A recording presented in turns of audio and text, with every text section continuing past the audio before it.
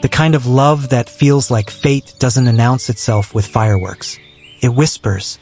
It settles into your bones like a memory you didn't know you were missing. Maya had stopped believing in that kind of love. At 32, she'd survived enough heartbreak to build walls. Thick ones. The kind that don't crumble easily. She'd convinced herself she was fine alone. Thriving, even. Her apartment was small but hers. Her career was stable. Her friends were loyal. She'd learned to fill her own cup. And then she met Daniel.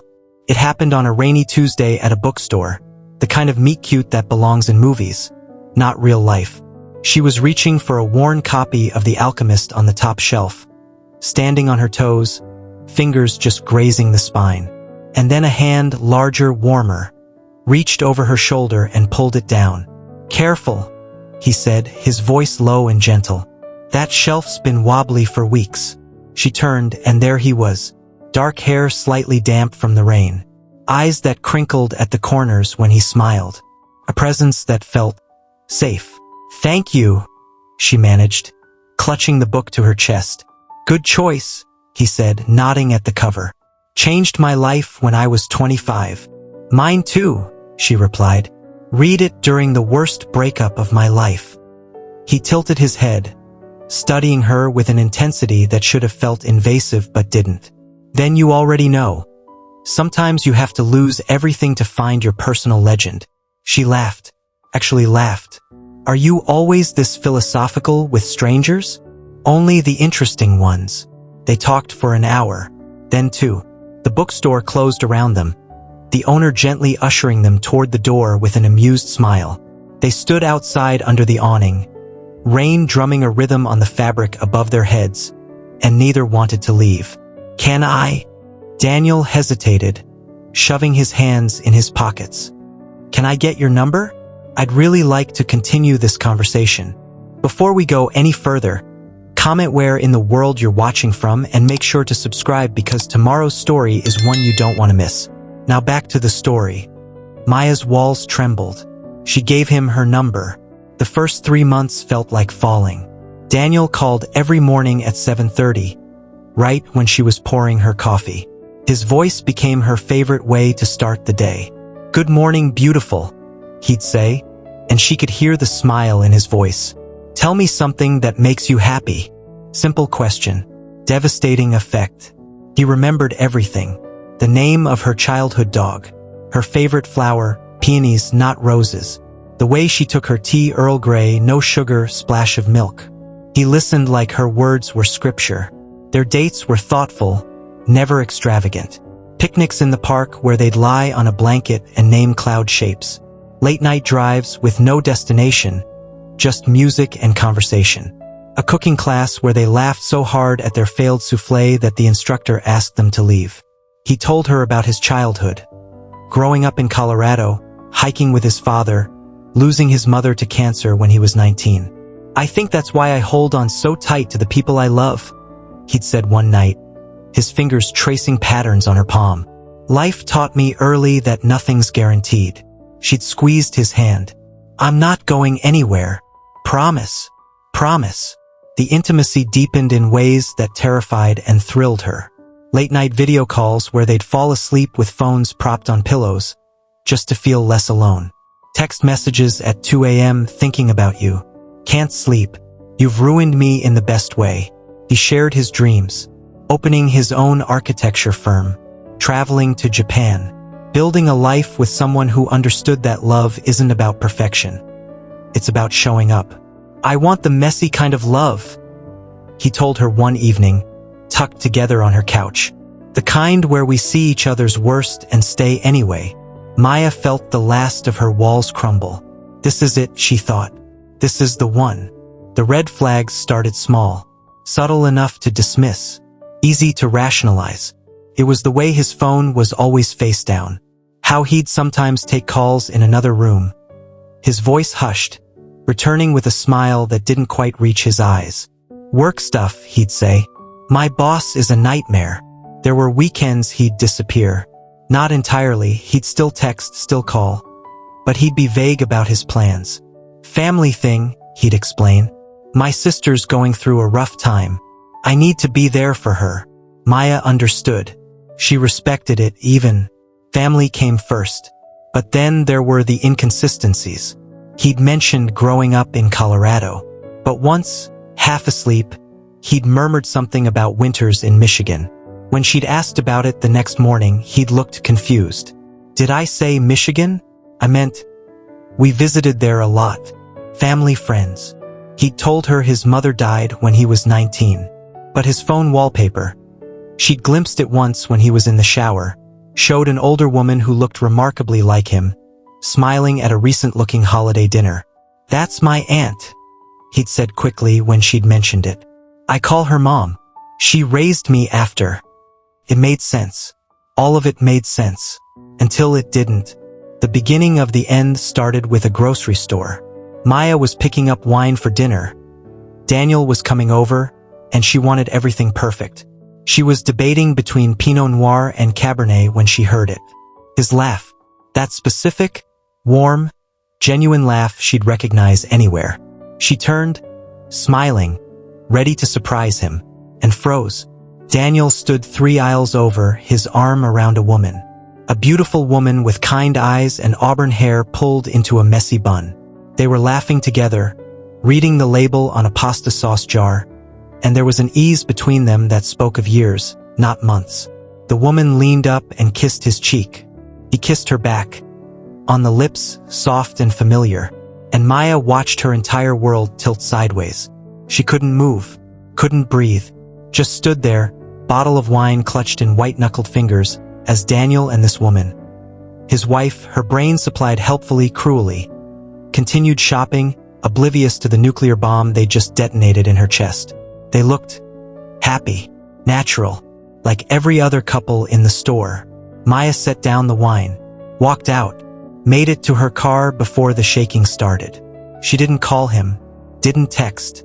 She went home, locked her door, and waited. Daniel called at 7:30, like always. She let it ring. He called again at 8, 9, 10. By 11, the texts started flooding in. Maya, what's wrong? Please talk to me. Did I do something? I'm coming over. She finally replied, don't.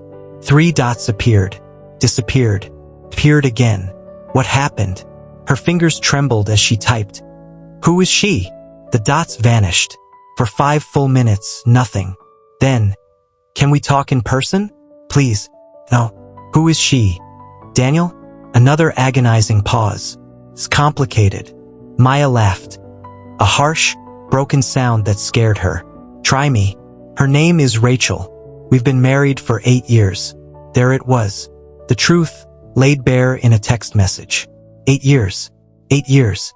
While he'd been whispering promises to Maya, building a future in words and touches and morning phone calls, he'd had a wife at home. A life. A whole other existence. Why?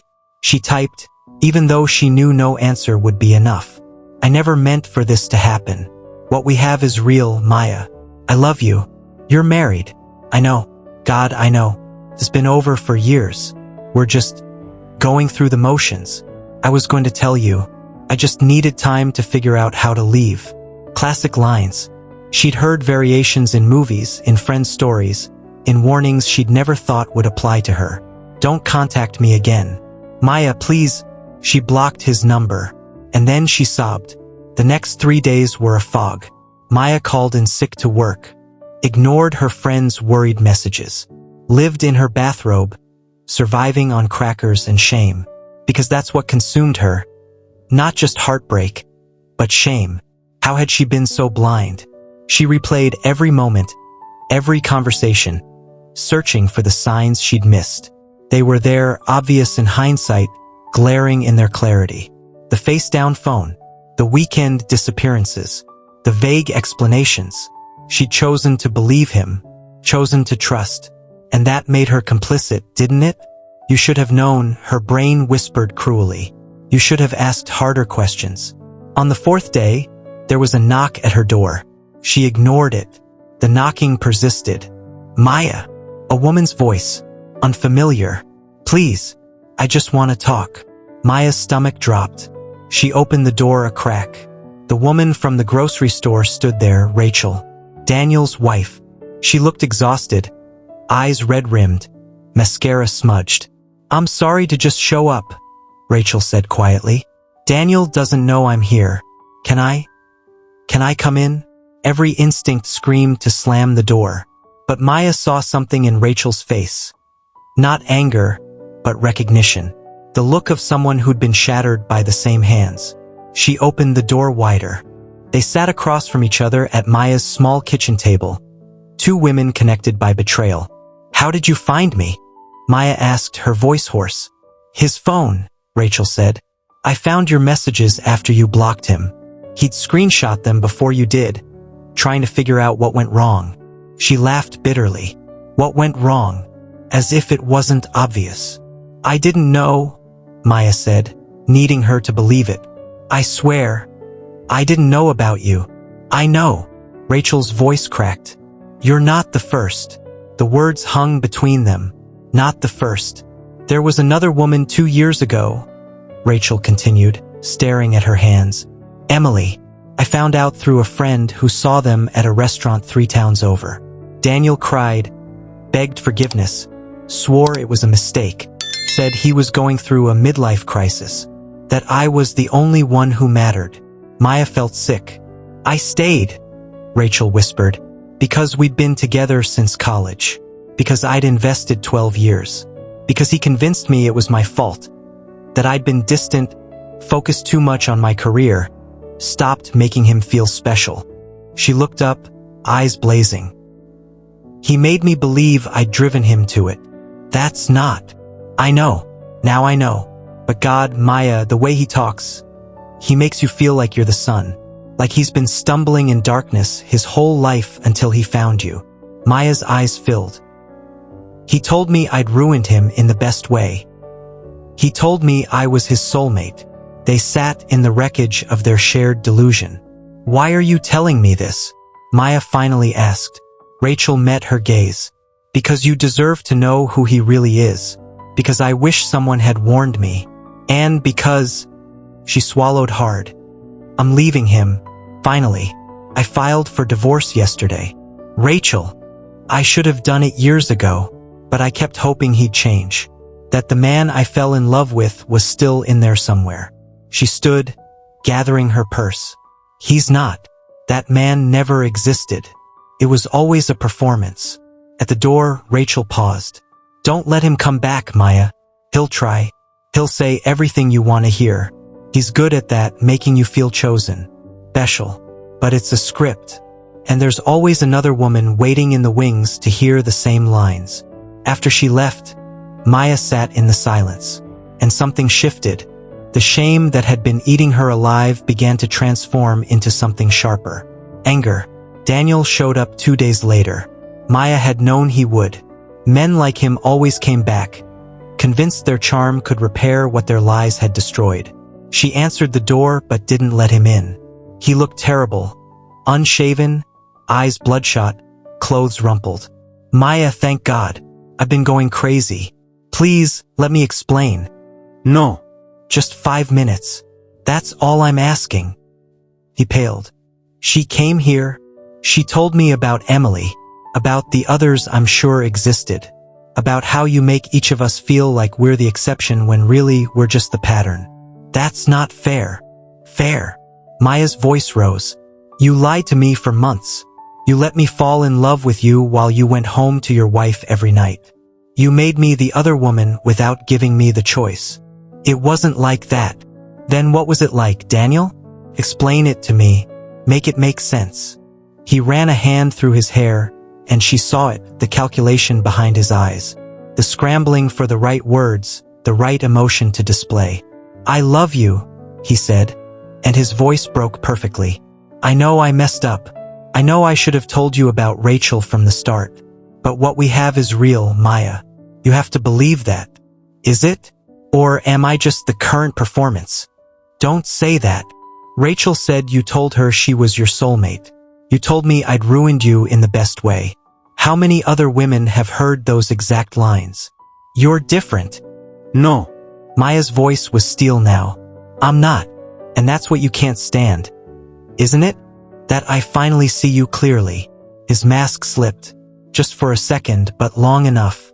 She saw the flash of irritation, the frustration of a con artist whose mark had wised up. "You're overreacting," he said, voice cooling. "I made mistakes, but you're acting like I'm some monster. I cared about you." Past tense. Interesting. He caught himself. "I care about you." Present tense. "And if you just calm down and listen, get out. Maya, get out of my building, out of my life, and don't ever contact me again. If you do, I'll file a restraining order." For a moment, she thought he might argue. Then he laughed, sharp and bitter. "You know what? Fine. I tried. But you're right, you're not special. I gave you a chance at something real, and you're throwing it away because you can't handle a complicated situation." There it was. The real Daniel. No tears now. Just a man angry that he'd lost control of the narrative. "Goodbye, Daniel." She closed the door and locked it, and for the first time in weeks, she breathed. 3 months later, Maya stood in front of her bathroom mirror, studying her reflection. She looked different. Older, maybe, but also stronger. The healing hadn't been linear. There were still nights she woke up angry. At him, at herself, at the universe for allowing men like Daniel to exist. There were moments she caught herself reaching for her phone, forgetting he wasn't there anymore. But she'd stopped questioning her judgment. What happened wasn't her fault. She'd learned that in therapy. Started going twice a week, unpacking not just Daniel but all the ways she'd been taught to ignore her instincts, to give men the benefit of the doubt, to make herself smaller to accommodate their lies. She'd reconnected with friends, let them hold her while she cried, accepted their rage on her behalf. She'd blocked Daniel everywhere, changed her routine, moved through the world a little more carefully but not fearfully. And she'd made a promise to herself.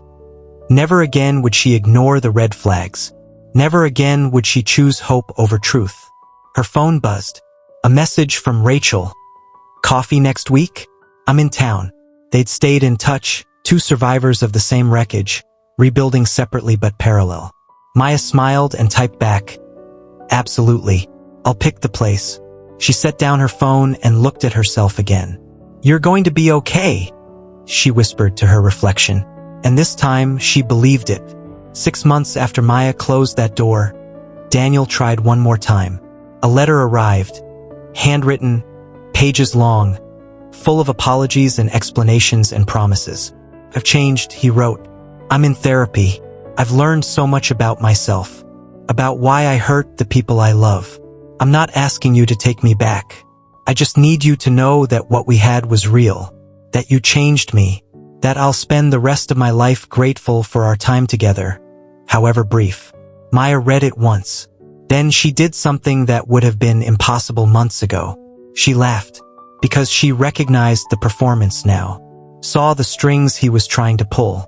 She tore up the letter, threw it away, and went about her day. Some stories don't end with closure. They end with a woman who learned to close the door herself. And that, Maya realized, was the most powerful ending of all. Sometimes the person you thought was your soulmate turns out to be your lesson. And sometimes the lesson is learning you were always enough, with or without them. If the story moved you in any way, please take a second to like this video, subscribe, share it with someone who needs to hear it, and drop your thoughts in the comments. I read every single one.